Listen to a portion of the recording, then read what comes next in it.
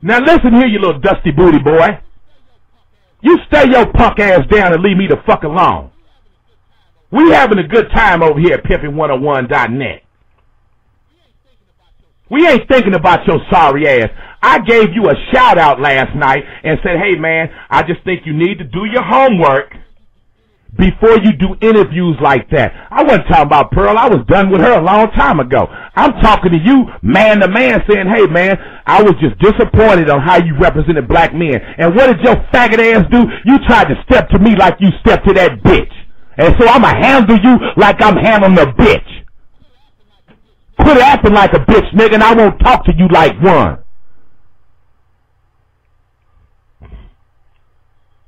Shit got me a little steam, man.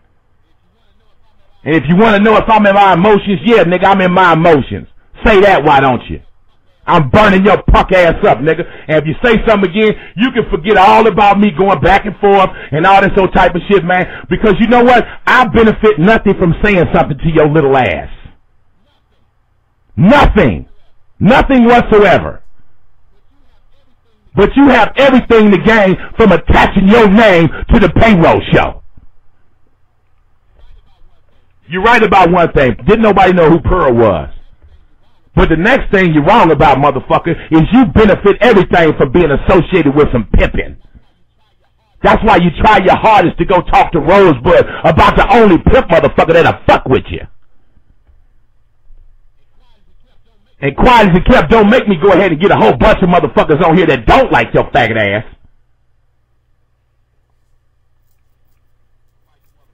I don't know why you motherfuckers. Y'all motherfuckers, I tell you what, right? Y'all motherfuckers really wanted me to give y'all motherfucking burning. So I gave it to you. I didn't want to do it. I wanted to keep this shit civil. But I did it. I'm really ashamed of myself, I am. Hey, you should have seen the bitch. The bitch is like, nah, you're not.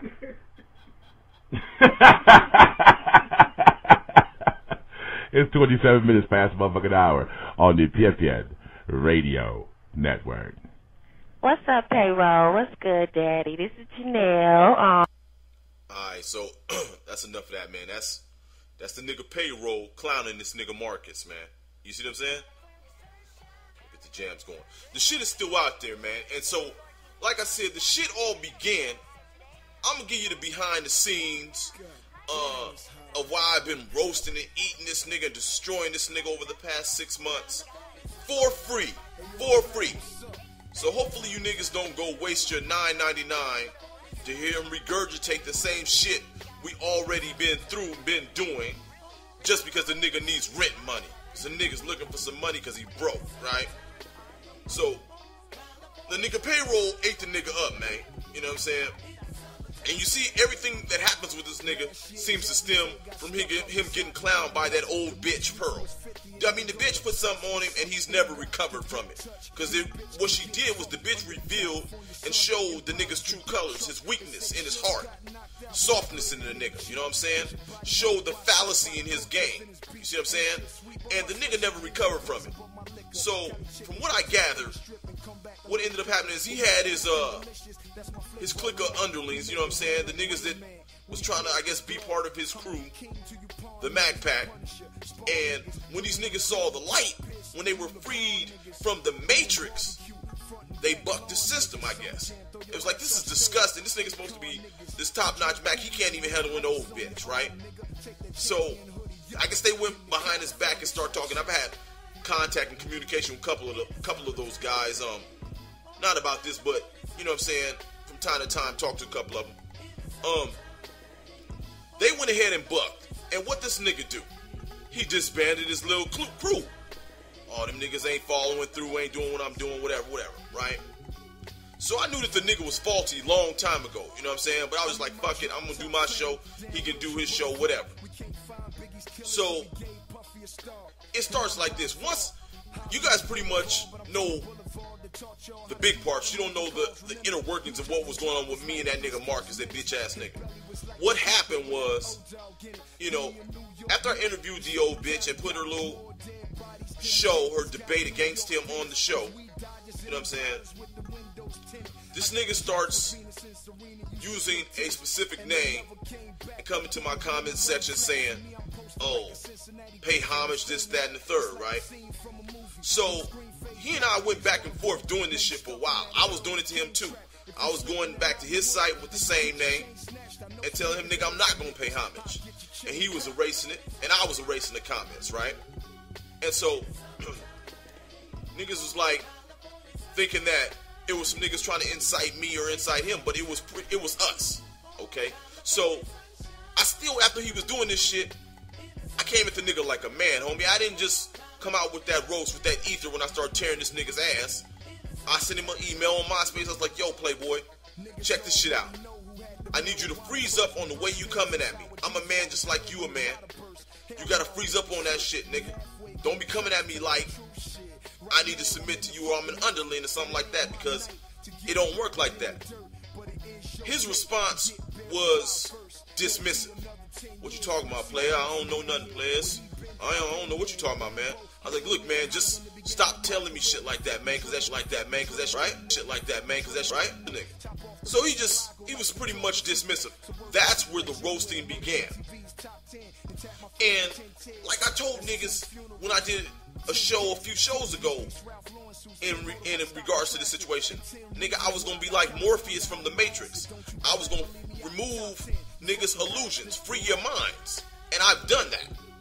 Okay, I've shot holes in his whole theory that the best bitch is an 18-year-old bitch. I mean, he got the little young bitch with the fake titties and she alright looking. I'm not dissing the bitch, but she ain't fine, and most niggas know that, you know what I'm saying? So, whatever.